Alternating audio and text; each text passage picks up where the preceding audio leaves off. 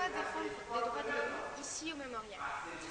Parce que justement, le mémorial de Caen est le lieu le plus important, je pense, pour les droits de l'homme. C'est un lieu qui fait référence à la paix, qui fait référence au chemin très très difficile pour la liberté. Et qu'est-ce que ça vous a fait d'être accepté à ce concours, d'être reçu à ce concours de plaidoirie?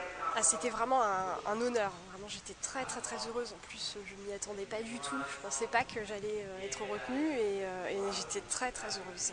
C'est un honneur de pouvoir plaider ici, puis avec un public aussi chaleureux en plus. Pourquoi avez-vous choisi de défendre cette cause en particulier?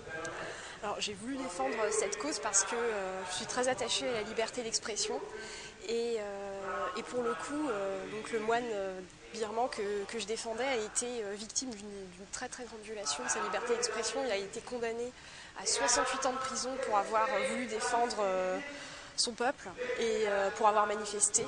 Pour moi c'était très important. Puis on est culturellement différents et je trouvais ça très intéressant de me pencher sur le cas d'un moine en Birmanie. C'était vraiment intéressant. Et selon vous, pas forcément ce concours, mais comment peut-on améliorer cette cause?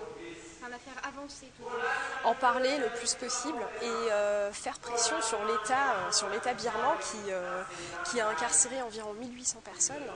Et c'est ça, essayer de communiquer le plus possible et qu'enfin on fasse quelque chose pour qu'au moins les prisonniers politiques puissent regagner leur liberté.